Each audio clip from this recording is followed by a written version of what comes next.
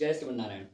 हरिहर ज्योतिर्विज्ञान संस्थान के official YouTube channel पर मैं ब्रजेश पाठक ज्योतिषाचार्य आप सबों का बहुत बहुत स्वागत करता हूं। आज मैं उपस्थित हुआ हूं एक महत्वपूर्ण विषय को लेकर के आप सबों के सामने, और मैं यह चाहता हूं कि आप सभी लोग इस विषय को ठीक से सुने, इस विषय को ठीक से समझें और इस विषय का ठीक प्रकार से अवगमन करके समाज में जहाँ कहीं भी इस तरह की चर्चाएँ चलती हैं, उन स्थानों पर, उन चर्चाओं पर अपने अच्छे तर्क के द्वारा ठीक प्रकार से एक सही मंतव्य को स्थापित करें।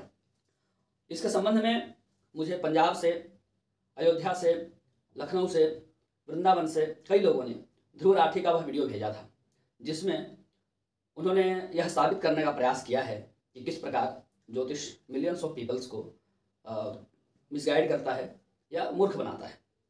उसी के प्रत्युत्तर में मैं यह वीडियो बना रहा हूं, और उनके वीडियो को देखने के बाद मैंने कुछ पॉइंट्स बनाए हैं और उन सभी पॉइंट्स पर मैं आप सबसे चर्चा करूंगा और मैं इस बात को ठीक प्रकार से उपस्थापित करने का प्रयास करूंगा कि ज्योतिष विद्या कितनी पुरानी है और ज्योतिष विद्या का क्या महत्व है, क्या सामर्थ्य है, और किस प्रकार से ऐसे पेड प्रमोशन वाले लोग, पैसे लेकर के वीडियो बनाने वाले लोग, जो नए नए यूट्यूबर बने हैं, अपने आप को सभी विषयों का ज्ञानी और महारथी समझते हैं, ऐसे लोग कितने घातक हैं समाज के लिए, और किस प्रकार से एक सही विद्या के विरोध में जन समर्थन खड़ा करने का प्रयास करते हैं और जो मन में आए कुतर्क के द्वारा सही को गलत सिद्ध करने का प्रयास करते हैं। तो चलिए हम लोग अब इस चर्चा को शुरू करते हैं। यदि हमारी यह चर्चा आप सबों को अच्छी लगती हो तो आप मेरे चैनल के साथ जुड़े रहने के लिए इसको लाइक और सब्सक्राइब कर सकते हैं और अपने मित्रों के साथ चाहें तो शेयर भी कर सकते हैं। हम लोग चर्चा को शुरू करते हैं। सबसे पहले जैसे ही यह चर्चा शुरू होती है वो रामदेव जी का एक वीडियो दिखाते हैं। तो भैया रामदेव जी से मुझे यह कहना है कि यदि हाथ पैर को मोड़ करके बीमारी को दूर किया जा सकता है, किसी को कहे कि तुमको फलानी बीमारी है, मैं हाथ पैर मोड़ना बताऊंगा, उससे तुम्हारी बीमारी दूर हो जाएगी, सुनने में तो आश्चर्य लगता है। तो अगर सांस को खींचने और छोड़ने से, हाथ पैर मोड़ने से बीमारी ठीक हो सकती है, तो भैया फलादेश करके, जन्म कुंडली बना करके, जो उसकी गणित की प्रक्रिया है उसको पूरा करके, जातक शास्त्रों का अध्ययन करके किसी का फलादेश क्यों नहीं किया जा सकता? क्या दिक्कत है इसमें? और अन्य भी जितने वीडियो दिखाए गए, एक आचार्य प्रशांत का वीडियो दिखाया गया, वह भी ज्योतिष के संबंध में मुख्य रूप से नहीं था, वेदांत के संबंध में था। तो जहाँ वेदांत की बात होती है वह विषय और वह चर्चा ही अलग हो जाती है, उसको यहाँ जोड़ने का कोई मतलब नहीं है। अन्य जो कुछ उन्होंने बताने का प्रयास किया, मैं उन सभी बातों से सबसे पहले एक प्रश्न पूछना चाहता हूँ, और वह प्रश्न यह है कि उन्होंने जो वीडियो का टाइटल रखा है, how astrology fools millions of Indians, millions of peoples भी हो सकता था, इस पर विचार करने की आवश्यकता है। दूसरा, उन्होंने जो थंबनेल बनाया है बिग फ्रॉड, इस पर भी विचार करने की आवश्यकता है, क्योंकि फ्रॉड तो ऐसे लोग ही चला रहे हैं जिनको जिस विषय का ज्ञान नहीं है उस विषय पर भी ज्ञान देने चले जाते हैं। इसके पहले भी कई लोगों ने बहुत कुछ बोला था, पर मैं जल्दी इन सब विषयों पर आता नहीं हूँ, और हमारे जो पूर्ववर्ती बहुत सारे लोग ऐसे हुए हैं जिन्होंने ऐसे लोगों के मुंह लगना उचित नहीं समझा, और मुझे लगता है कहीं ना कहीं आज हम उस चीज़ को भुगत रहे हैं या महसूस कर रहे हैं कि एक समय पर अगर किसी बात का विरोध न किया जाए तो वह बड़ा घाव बन करके समाज में स्थापित हो जाता है, और यह वैसा ही हो जाता है जैसे आपने सुना होगा कि किसी बात को, किसी झूठ को 100 बार कह दिया जाए तो लोग उसे सच मानने लगते हैं। उस तरह की स्थिति उत्पन्न ना हो, इसलिए सवाल जब जब, जवाब तब तब, इस मिजाज के साथ मैं इन सभी बातों का खंडन करूंगा और आप सबों के सामने अपने पक्ष को सिद्ध करूंगा। और अगर इसमें कोई काट वाली बात होगी आप जरूर आइए, कमेंट पर आइए, अन्य कोई चर्चा करने के लिए हो तो मैं तैयार हूं, और हम सत्य को लेकर के समाज के सामने आएंगे। जिस प्रकार से 15 वर्षों से मैं ज्योतिष शास्त्र की और ज्योतिष शास्त्र के माध्यम से समाज की सेवा कर रहा हूं, उसी प्रकार से अनवरत यह कार्य जारी रहेगा। इसी के साथ हम लोग अब प्रश्न पर आते हैं, और अगला जो मेरा बिंदु है वह प्रश्न के रूप में ही है। उसमें सिर्फ मैं यह पूछना चाहता हूँ, क्या प्रेडिक्शन करना गलत है या एस्ट्रोलॉजी गलत है? ध्यान से प्रश्न को सुनिएगा। प्रेडिक्शन करना गलत है या एस्ट्रोलॉजी गलत है? अब इसमें बहुत सारे प्रश्न हो जाते हैं। अगर तो प्रेडिक्शन करना गलत है तो मौसम विज्ञान विभाग वाले प्रेडिक्शन क्यों करते हैं? डॉक्टर्स क्यों प्रेडिक्शन करते हैं कि तुम्हारा खान पान ऐसा गड़बड़ हो रहा है, आगे चल के बीमारी हो सकती है, समझ जाओ? क्यों बोलते हैं? क्यों प्रेडिक्शन करते हैं? बहुत सारी चीज़ों की प्रेडिक्शन वैज्ञानिक करते हैं कि ऐसा ऐसा होने वाला है, ऐसा हो सकता है। क्यों ऐसा चलता है? और अगर एस्ट्रोलॉजी गलत है तो इसको साबित करना पड़ेगा, इसको सिद्ध करना पड़ेगा कि एस्ट्रोलॉजी के कौन से सूत्र गलत हैं, किस किताब के किस सूत्र को आपने गलत साबित किया है। 18 जो ज्योतिष के प्रवर्तक हैं उनमें से किन के सूत्र को आपने गलत सिद्ध किया है। और इसमें मैं एक सबसे महत्वपूर्ण बात आप सबों के सामने रख रहा हूँ कि ये जितने भी लोग हैं उनके संबंध में कहा गया है नास्तिको वेद निंदका। जो लोग नास्तिक होते हैं वो वेद की निंदा करते हैं। ज्योतिष शास्त्र की निंदा करना भी वेद की ही निंदा करना है, क्योंकि ज्योतिष के 6 ज्योतिष के जो 3 अंग हैं, सिद्धांत, संहिता, होरा, इन तीनों रूप से समाया हुआ समेकित रूप जो ज्योतिष शास्त्र का है वह वेद का नेत्र कहा गया है। और वेद के 6 अंग जो बताए गए हैं, छंद, व्याकरण, निरुक्त, कल्प इत्यादि, उन सब में ज्योतिष सर्व प्रमुख है, क्योंकि ज्योतिष को वेद का नेत्र कहा गया है। ऐसे वेद का जो नेत्र है, सभी शास्त्रों में जो महान शास्त्र वेद शास्त्र हैं, उसका जो नेत्र है वह क्या हमारे लिए, हमारे जीवन में मार्गदर्शक नहीं बन सकता है? और ज्योतिष की निंदा करके वेद की निंदा करने का यह जघन्य पाप कर रहे हैं और लोगों को वेद से विमुख कर रहे हैं। दूसरा जो इन्होंने किया है, प्रश्न कर रहे हैं कि ग्रेविटेशनल फोर्स कैसे बताएगा कि आपको कोई जॉब कब मिलेगी या नहीं मिलेगी एंड ऑल दैट। तो जब ब्लूटूथ नहीं आया था, हम फाइल ट्रांसफर नहीं कर पाते थे मोबाइल से। जब ब्लूटूथ आया तो मुझे भी बहुत दिनों के बाद समझ में नहीं आया कि ऐसा कैसे होगा कि यहाँ की फाइल यहाँ बिना तार के, बिना किसी, कैसे जाएगी, कैसे भेजेंगे। तो बताया नहीं, ब्लूटूथ ऑन करके भेजेंगे। वहाँ कोई वो ग्रेविटेशनल फोर्स लगा है क्या? कैसे जाता है फाइल? हर चीज़ की अपनी एक प्रक्रिया होती है, हर चीज़ की अपनी एक विधा होती है। और इनको किस ज्योतिषी ने बता दिया कि हम ग्रेविटेशनल फोर्स पर फलादेश करते हैं? फलादेश का मुख्य आधार ग्रेविटेशनल फोर्स है। ये किस ज्योतिषी ने तुमको बता दिया, कि किस ग्रंथ ने तुमको बता दिया? वह तो बता दो। ग्रहों के प्रभाव को अध्ययन करने के लिए हम अनेक विधियों का अनुसरण करते हैं, उसमें एक नहीं। महर्षि नारद ने कहा है चतुर्लक्षम तो ज्योतिषम, ज्योतिष शास्त्र के 4 लाख सूत्र हैं। तो केवल ग्रेविटी से, ग्रेविटेशनल फोर्स बोल करके तुम 4 लाख सूत्रों को किनारे कर दो, बहुत अच्छा न्याय है। और इसी प्रकार के कुतर्क के द्वारा समाज में बातों को गलत तरीके से स्थापित किया जाता है। अच्छा, इन्होंने बहुत सारे ऐसे वीडियोस दिखाए जिसमें बताया कि ये भविष्यवाणी झूठी हुई, ये भविष्यवाणी झूठी हुई, ये भविष्यवाणी झूठी हुई। एक बात बताओ, आप सभी विचार करें, क्या केवल झूठी भविष्यवाणी करने वाला प्रसिद्ध हो पाएगा? बेजान दारू वाले कैसे हजारों वीडियो उपलब्ध हैं। संजय गांधी की मृत्यु के बारे में, एरोप्लेन से क्रैश होगा, मृत्यु हो गया, ऐसे भविष्यवाणी उन्होंने की थी। इंदिरा गांधी के बारे में ऐसे अनेकों भविष्यवाणियां उन्होंने की हैं जो सत्य साबित हुई हैं, उसको क्यों नहीं दिखाया गया? मैं उनका पक्ष नहीं ले रहा हूं, ऐसा नहीं है कि मैं उनको स्थापित करने के लिए, मैं सिर्फ ज्योतिष विद्या को स्थापित करने के लिए, उसका पक्ष रखने के लिए आया हूँ, किसी ज्योतिषी के संबंध में नहीं। लेकिन इन्होंने जिनका उदाहरण दिया है उनके बारे में जवाब देकर के मैं उनकी बात को काटने के उद्देश्य से मैं यह बात बोल रहा हूँ। तो जिन जिन लोगों की बातों को आपने दिखाया कि इनका ये बात गलत हुआ, उनको वो सब बातें भी दिखाओ जो बातें सत्य साबित हुई। और जो अंत में तुमने 4-5 बताया कि मैं ऐसा जो है भविष्यवाणी कर दूंगा कि वो लगेगा कि आपका है, आपका सत्य है। किस व्यक्ति को तुम कर दोगे कि प्लेन क्रैश से मर जाओगे तो कितने लोगों पर सत्य साबित होगा? यह भी बोल करके दिखाओ। दूसरा जो पॉइंट है, ये बात करते हैं साइंस की बात मानिए, अन्य की बात मत मानिए। तो आप सब लोग इस बात को सुनिए, समझिए, बहुत महत्वपूर्ण बात है।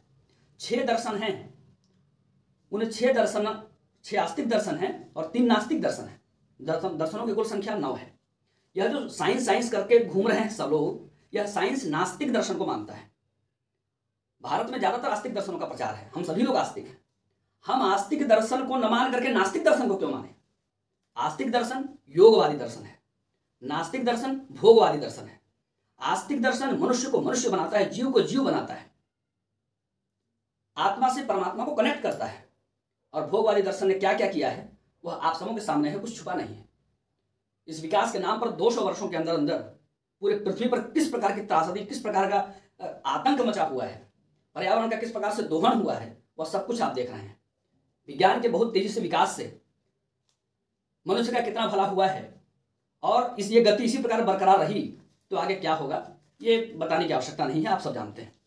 तीसरी बात उन्होंने कही लॉजिक। हम लॉजिक से बात को सिद्ध करेंगे। लॉजिक से हर बात को सिद्ध नहीं किया जा सकता है। छोटा सा उदाहरण देख लीजिए, मैं आपसे पूछता हूं सबसे गर्म ग्रह कौन है? सर्च करिए, गूगल पर जाइए, सर्च करिए। सामान्य आदमी यही कहेगा हाँ भैया ऐसा है कि बुध ग्रह सूर्य के सबसे नजदीक है, तो निश्चित सी बात है, लॉजिक की बात है कि बुध सबसे गर्म होगा। सबसे गर्म ग्रह शुक्र है जो बुध के बाद आता है। तो इन लॉजिक वालों को करिए किनारे, क्योंकि संसार की हर बात लॉजिक से सिद्ध नहीं हो सकती। लॉजिक लगाना चाहिए, पर लॉजिक के पीछे का लॉजिक भी जानना चाहिए। और 2 प्रकार की चीजें होती हैं इनमें, जिनको दोनों को ही लोग लॉजिक कहते हैं, तर्क को भी और कुतर्क को भी। तो कुतर्क करके कि हम तो ऐसा ही कहेंगे, हम तो इसी को मानेंगे, यह कुतर्क है। और लॉजिक के पीछे का जो लॉजिक है उसको जानना तर्क है। तो तर्क से किसी बात को सिद्ध किया जाए, ना कि कुतर्क से। और आगे कह रहे हैं कि एक राशि होने पर सबकी हॉरोस्कोप एक हो जाती है। इनको तो राशि और हॉरोस्कोप में अंतर भी मालूम नहीं है। और आए हैं ज्योतिष को असत्य साबित करने के लिए। तो इसमें एक बात मैं ये कहना चाहूँगा कि जिस प्रकार इन्होंने टाइटल रखा है, मैंने यूट्यूब पर सर्च किया, how Dhruv Rathee fools millions of people. बहुत सारे वीडियो मुझे मिल गए। मैं कहा अरे यार वाह, क्या बात है, इतने सारे लोगों ने इसके खिलाफ बोल रखा है, बता रखा है, तब तो इसको बैन कर देना चाहिए उन लोगों के आधार पर। इसके पीछे एक और तर्क देता हूँ। तर्क यह है कि आप जाइए पहाड़ों पर, मिलिए पहाड़ी लोगों से, उनसे पूछिए कि क्या तुम्हारे जीवन में कभी तुमको एक्सरे करने की जरूरत पड़ी है। उनसे पूछिए क्या एमआरआई कराने की जरूरत पड़ी है। उनसे पूछिए कि क्या कभी तुम किसी बड़े हॉस्पिटल में गए हो। वो कहेंगे नहीं गए हैं। तो अब चूंकि वो लोग नहीं गए हैं और ऐसे लोगों की संख्या लाखों में है, इसलिए सभी हॉस्पिटल्स बेकार हैं, एक्सरे मशीन बेकार हैं, एमआरआई बेकार हैं, सीटी स्कैन बेकार हैं, क्योंकि बहुत सारे लोग हैं भाई उनका यूज नहीं किया है, उनके जीवन में उसकी उपाधि आता ही नहीं है। तो ये हो सकता है किसी व्यक्ति के जीवन में ऐसा मौका ना आया हो कि उसे ज्योतिषी के पास जाना पड़े। तो इसका मतलब यह नहीं है कि ऐसे करोड़ों लोग जिनको ज्योतिष के माध्यम से बल मिला है, नई दिशा मिली है, उनके लिए भी ज्योतिष बेकार है, उनके लिए भी उस विद्या का महत्व नहीं है, प्रयोग नहीं, उपयोग नहीं। चलिए, एक राशि होने पर हॉरोस्कोप सेम नहीं होता है, एक सामान्य सी बात है। हॉरोस्कोप कुंडली को कहते हैं, नेटल चार्ट है जिसमें 12 राशि, 27 नक्षत्र, 9 ग्रह होते हैं, उनके हजारों कॉम्बिनेशन बन सकते हैं। और जो लोग परम्यूटेशन कॉम्बिनेशन पढ़ते हैं, जो लोग मैथमेटिक्स के विद्यार्थी हैं, वो लोग गणित करके समझ सकते हैं कि 3 प्रकार के आंकड़े लिए जाएं, 12 राशि है, 9 ग्रह है, 27 नक्षत्र है, कितने प्रकार के कॉम्बिनेशन बनेंगे, कहने बताने की बात नहीं है।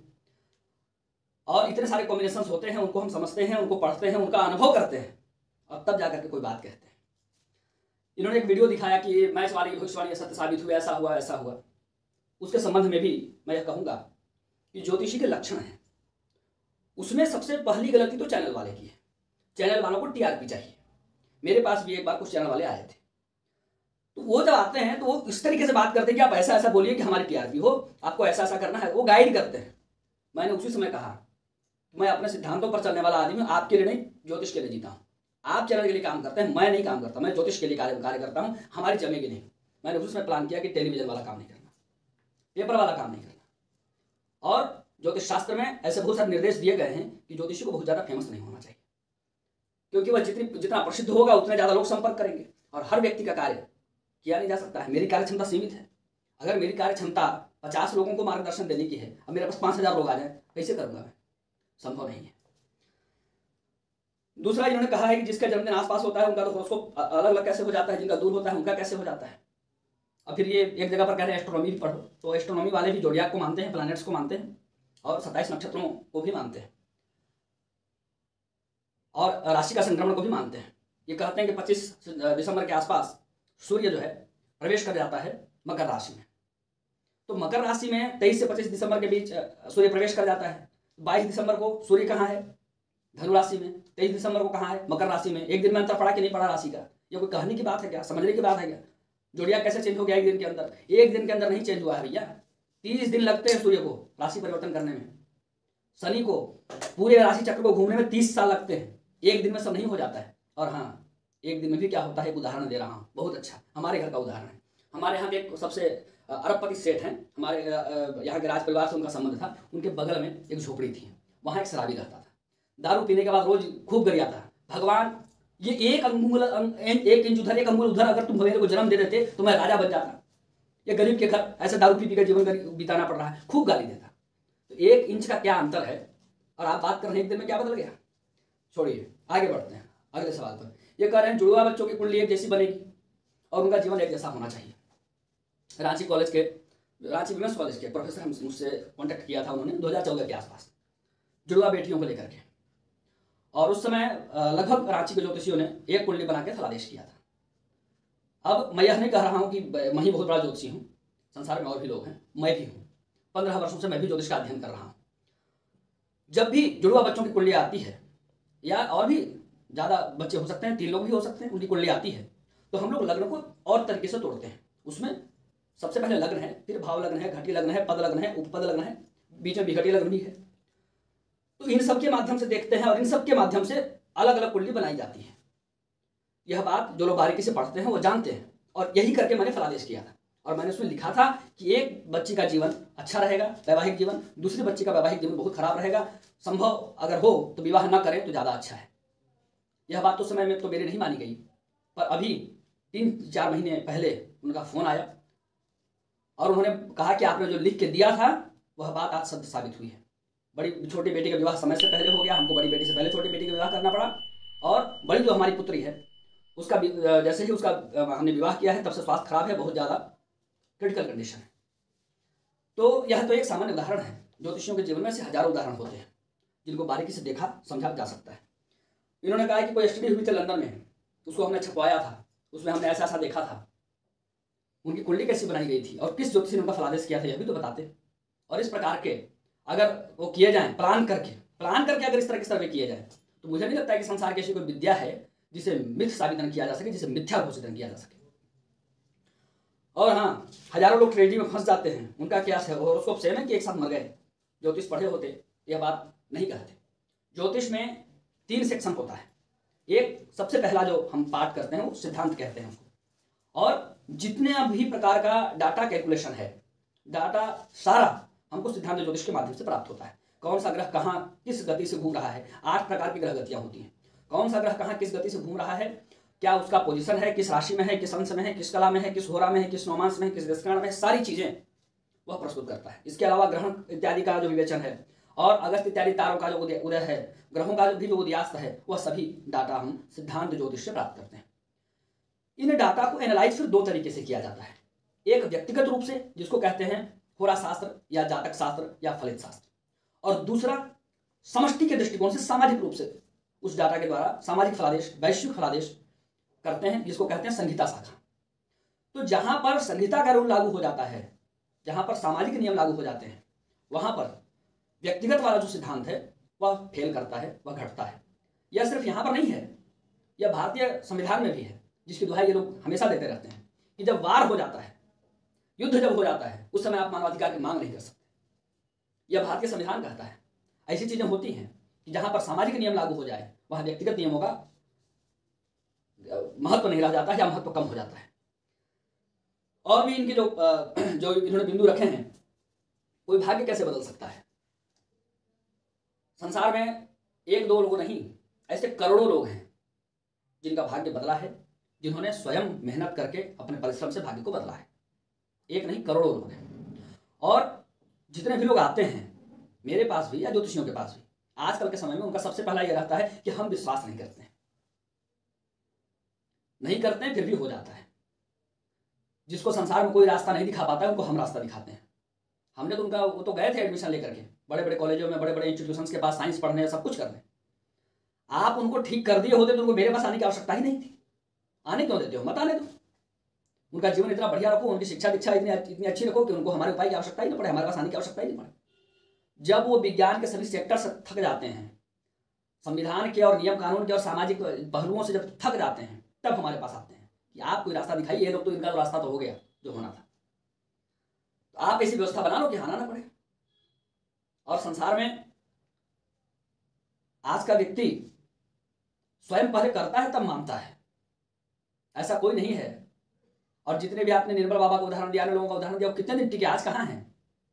इस प्रकार के जो फ्रॉड करने वाले लोग हैं वो मार्केट में बरसाती मेंढक की तरह होते हैं। आए, जब तक बरसात का सीजन है तब तक टर टर किए, बरसात खत्म, चले गए।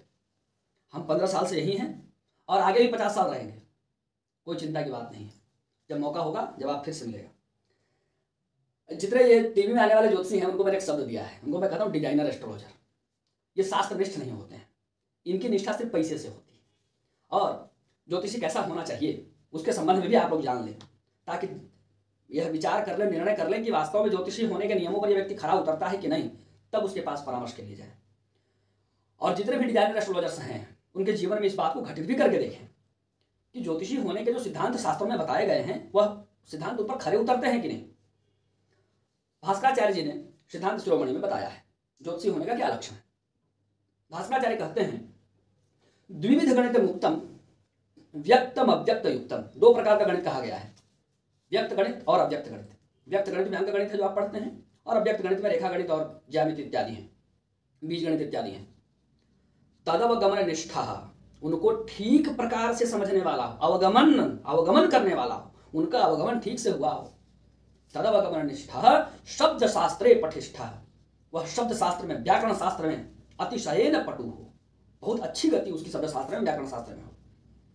यदि भवति तदेदम ज्योतिषम भूरि भेदम। यदि ऐसा होता है तभी वह ज्योतिष के सभी भेदों का जानकार हो सकता है। प्रपठितुम अधिकारी शून्यथा नामधारी, और ऐसा होने पर ही वह ज्योतिष पढ़ने का अधिकारी है, नहीं तो बस ऐसे नामधारी ज्योतिषी है, सब घूम रहे हैं। जैसे नामधारी डॉक्टर घूम रहे हैं, जिसको आप झोला छाप डॉक्टर बोलते हैं, ऐसे नामधारी ज्योतिषी भी घूम रहे हैं। तो वास्तव में जो ज्योतिषी बनने के लायक है, ज्योतिष शास्त्र पढ़ने के लायक है, उसके पास अगर आप जाएंगे तो आपको कभी मिथ्या, कभी धोखा नहीं मिलेगा, हमेशा उचित और सही मार्गदर्शन ही मिलेगा। हाँ, नाम परिवर्तन और अंग ज्योतिष वाले जाकर के उनको ही यह बात समझानी चाहिए। और जिन्होंने नाम परिवर्तन नहीं किया है, या नाम परिवर्तन से पहले का जो उनका जीवन था, नाम परिवर्तन के बाद का जो उनका जीवन है, वो सब कुछ आपको देखना चाहिए और ऑब्जर्व करना चाहिए, तब कोई बात बोलनी चाहिए। इसके बाद इन्होंने कहा कि हाँ, कुंडली मिलान से शादी अच्छी होती है, कुंडली ना मिलाया जाए तो डिवोर्स हो जाएगा क्या, ऐसा हो जाएगा क्या? जहां कुंडली नहीं मिलाई जाती वहां केवल डिवोर्स होता है क्या? तो बिल्कुल कहना तो पड़ेगा, क्योंकि आज भी अगर निकाला जाए और इतिहास इसका देखा जाए तो भारतवर्ष में डिवोर्स का प्रचलन अभी कुछ समय से शुरू हुआ है। भारतवर्ष में डिवोर्स का प्रचलन नहीं था, और जिन देशों में कुंडली नहीं मिलाई जाती है उन देशों में ज़्यादा डिवोर्स होते हैं। हाँ, एक बात और, जो लोग प्रेम विवाह करते हैं खुद से निर्णय करके कि ना हम किसी के पास नहीं जाएंगे, हम नहीं मिलाएंगे, उनकी गारंटी कौन लेगा कि उनका डिवोर्स होगा कि नहीं? ज़्यादातर ये देखा गया है कि प्रेम विवाह वालों का ज़्यादा डिवोर्स होता है, जो लोग स्वयं से निर्णय लेकर विवाह करते हैं। ये खुली हुई बात है, मैं कह रहा हूँ इसलिए नहीं है, खुली हुई बात है, सब लोग अनुभव करते हैं, सब लोग ऐसा बताते हैं। दूसरा इनका क्या मुद्दा है, एस्ट्रोलॉजी पढ़ो, एस्ट्रोनॉमी पढ़ो ना कि एस्ट्रोलॉजी। तो आप सब लोग इस बात को जानें और समझें कि विज्ञान की आज जितनी भी शाखाएं हैं उन सबका पिता ज्योतिष शास्त्र है। और ये उसी प्रकार की स्थिति है कि जब बच्चे पढ़ लिख कर बड़े हो जाते हैं तो माता पिता से कहते हैं कि आपने हमारे लिए किया ही क्या है। ये वही वाला केस हो रहा है यहाँ पर। तो साबित करते हैं कि हम बड़े हैं, हम गार्जियन हो गए हैं, हम बड़े हो गए हैं। जिस एस्ट्रोनॉमी की आप बात कर रहे हैं वो एस्ट्रोलॉजी का एक छोटा सा पार्ट है। आप बृहद संहिता उठा करके देखिए, आप भद्रबाहु संहिता उठा करके देखिए, आप अद्भुत सागर उठा करके देखिए, ऐसा कोई विषय नहीं है जो वहाँ नहीं मिलेगा। किस प्रकार से मौसम की भविष्यवाणी करनी है, किस प्रकार से इत्र इत्यादि बनाना है, किस प्रकार से वास्तु का निर्माण करना है, घर महल अट्टालिका का निर्माण किस प्रकार से करना है, किस प्रकार से जंगरोधी पेंट इत्यादि का निर्माण करना है, ऐसे सभी विषय ज्योतिष शास्त्र में सम्मिलित हैं। और मैं यह दावा और विश्वास के साथ कहता हूँ कि ज्योतिष शास्त्र में वे सभी शाखाएं समाहित हैं किसी न किसी रूप में, जो आज विज्ञान के क्षेत्र में, विज्ञान के विकसित होने के बाद अलग अलग उनका सेक्शन बन गया है, अलग अलग उनका सेक्टर बन गया है। दूसरा इन्होंने ये दिया है कि अनसर्टेनिटी और डर के कारण लोग जाते हैं या समझते हैं, कमजोर दिमाग वाले ज्योतिष पर विश्वास करते हैं। तो इस पर मैं कहना चाहूंगा, अन्य किसी का तो नहीं, पर कम से कम आर्यभट्ट का नाम तो आपने जरूर सुना होगा। क्या आपको पता है कि आर्यभट्ट बहुत बड़े ज्योतिषी थे? आर्यभट्टियम ज्योतिष का ही ग्रंथ है। इसके अलावा आपने राजनेता अटल बिहारी वाजपेयी का नाम भी सुना होगा। तो ध्रुव राठी के अनुसार वो भी मंदबुद्धि हैं, और केवल वही नहीं बल्कि भारत के करोड़ों अरबों लोग वे सभी मंदबुद्धि हैं जिनका ज्योतिष पर विश्वास है, जिनका वेद पर विश्वास है, जिनका शास्त्रों पर विश्वास है। और केवल एक ही व्यक्ति मंदबुद्धि नहीं है, एक ही व्यक्ति होशियार है, वह है ध्रुव राठी, जिनको हर विषय का ज्ञान है। दूसरा, एक आरोप लगाते हैं कि आप कोल्ड रीडिंग करते हैं। मैं तुमको चैलेंज करता हूं, तुम क्यों नहीं कोल्ड रीडिंग कर लेते? एक और ब्रांच बना लो, पैसे छापने लग जाओ, तुम्हारे पास तो नॉलेज भी है, कोल्ड रीडिंग भी कर लोगे, पर्सनैलिटी अच्छी है ही, बोलते अच्छे हो, प्रभावित कर लोगे, करो, करके दिखाओ, बन के दिखाओ, बिना ज्योतिष पढ़े, ज्योतिष का एक भी ग्रंथ पढ़े बिना ज्योतिषी बन के दिखाओ, चैलेंज है। दूसरा, ये कह रहे हैं कि कोई बर्नर इफेक्ट, फरवरी इफेक्ट जो भी है, एक जैसा वो बनाकर दिया, बच्चों को बांट दिया, सब जो है अपने बारे में अच्छा सुनना चाहते हैं। आपको पता है भारतवर्ष में क्या सिद्धांत है? गुरु का सबसे ज्यादा महत्व है। हमें यह शिक्षा मिली है, मुझे भी यह शिक्षा मिली है परंपरा में, कि कोई भी निर्णय लेने से पहले केवल अपने आत्मविश्वास पर निर्णय मत लेना, जाकर गुरु से चर्चा करना, उनसे बताना, उनके कहने पर लेना। क्योंकि हमारे बारे में सही गलत का निर्णय लेना, हमारा आकलन करना गुरु का काम है। हम खुद अपना कैसे आकलन करेंगे? हर व्यक्ति स्वयं को अच्छा समझता है, ये तो सामान्य सिद्धांत है। और ऐसा करके आप कर क्या रहे हैं? मनोविज्ञान को भी फेल कर रहे हैं, मतलब मनोविज्ञान भी बेकार है, जितने भी साइकेट्रिस्ट हैं सब बेकार है। ये आपका सिद्धांत है जो इस बात से आप सिद्ध करना चाहते हैं। ऐसे ही लगभग इनके सारे पॉइंट खत्म हो गए हैं। और एक बात आप सबसे और कहना चाहता हूँ कि जितने भी लोग हैं, इन्होंने एक श्याम मानव का भी उदाहरण दिया था जो कहीं गया था और किसी उसमें सम्मिलित हुआ था वो, और सम्मिलित होकर के उसने बताया कि ऑटो वाले से मैंने जो जो कहा था वही बात वो महाराज जी बोल रहे थे। ज्योतिष में ऐसा नहीं होता है। ज्योतिष में ऐसा कोई सिद्धांत नहीं है कि हम हजारों लोगों का एक साथ काम करें। ज्योतिष के अपने सिद्धांत हैं। एक व्यक्ति से ही बातचीत हो सकती है, फेस टू फेस ही बात हो सकती है, और एक बार में एक व्यक्ति से ही बात की जा सकती है, एक बार में एक कुंडली का ही विश्लेषण किया जा सकता है। ऐसा नहीं होगा कि हम सभा लगा करके हजारों लोगों की भविष्यवाणी ऐसे बीच में कर रहे हैं। दूसरी विद्या है, वो तंत्र मार्ग के अंतर्गत आती है, वो ज्योतिष नहीं है। और जितने भी आपको पर्चे मिलते हैं, वशीकरण करा लो, फलाने ज्योतिषी, वहां के सिद्ध बाबा, वहां के भविष्यवक्ता, इन सब पर भी विश्वास न करें, ये लोग भी ज्योतिषी नहीं है। और जिसको ज्योतिष को गलत साबित करने का ज्यादा वो चढ़ा है, उनको मेरा चैलेंज है, ज्योतिष शास्त्र की पुस्तकें उठाइए, बृहद पाराशर होरा शास्त्र उठा लीजिए, जयमिनीय सूत्रम उठा लीजिए, बहुत सारी पुस्तकें हैं, हजारों हैं, उठाइए और उनको गलत साबित करके दिखाइए। ये फर्जी का 5 सिद्धांत बना लिया, हाँ 5 नियम लिख दिया अपने मन मिजाज से, चले गए किसी नर्सरी क्लास के 2 क्लास के बच्चे के पास, हाँ भाई इसको भर दो, हाँ भाई एस्ट्रोलॉजी गलत है, एस्ट्रोलॉजी गलत। ये सब नहीं, मुझे टू द पॉइंट बताइए, और मुझे नहीं, मेरी गिनती नहीं, समाज को बताइए कि आपने किस क्लासिकल बुक को उठाया, कितने लोगों का सही विवरण लिया, किस नियम को आपने गलत साबित किया, ये बताइए। ये सब फर्जीवाड़ा नहीं, कुछ भी बके, कुछ भी कहे, और यही कुछ भी बकने, कुछ भी कहने के मिजाज में अगर काम किया जाए तो मैं यह विश्वास से कह सकता हूं कि संसार की हर विद्या को झूठ साबित किया जा सकता है। मुझे लगता है कि मैंने ठीक प्रकार से अपनी बात रखी है, आप सब लोग बात को समझ गए होंगे, और इस बात को ठीक से समझ करके हमारी बातों को समाज के सामने पुनर्स्थापित करें। ज्योतिष विद्या के संदर्भ में जो भी गलत बातें प्रचारित की जा रही हैं उनका विरोध करें। जय जय श्री नारायण।